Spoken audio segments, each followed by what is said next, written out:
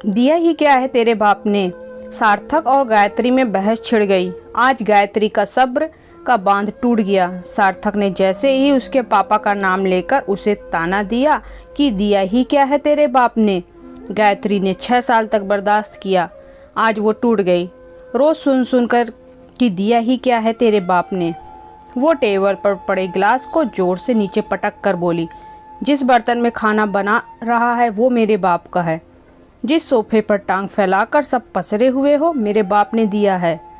तभी सार्थक की माँ और दादी आ गई। बोली, ये क्या तमीज है पति से बात करने की। सब गायत्री पर चढ़ पड़ी।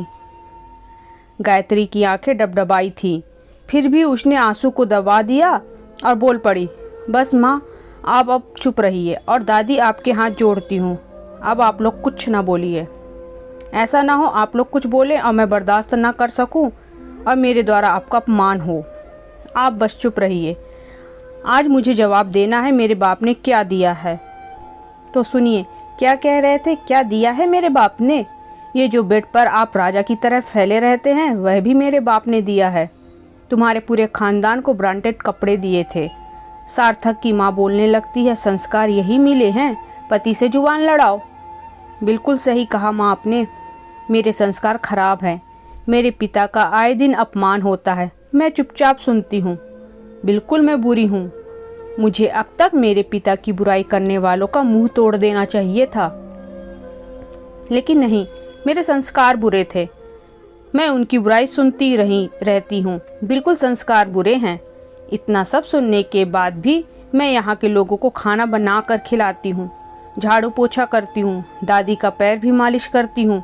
वाकई मेरे संस्कार बुरे हैं। इतना सब करने के बाद भी मैं कुछ नहीं करती। मेरे भाई बाप बुरे हैं। और क्या लगता है मैं एक दिन बीमार पड़ जाऊं तो खबर मेरे मायके तक पहुंच जाती है।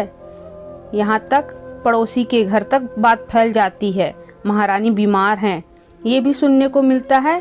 अभी तो हाथ पांव चल रहे हैं, तब ये हाल है, बुढ़ापे में कौन देखेगा। एक बात बताइए, जिस पड़ोसी से आप ये सब कहते हो, क्या वो पड़ोसी आपका बुढ़ापा पार लगा देगा। छोटी छोटी बातों पर मेरे मायके तक बात पहुंच जाती है। क्या आपको अभी भी लगता है। मेरे बाप ने क्या दिया है, तो मेरे बाप ने सुनिए क्या दिया है। मेरे बाप ने जीती जागती इंसान बेटी दिया है, जो दिन रात पशुओं की तरह खटती रहती है। आपकी और आपके बेटे को चाकरी करती है और ताने भी सुनती है।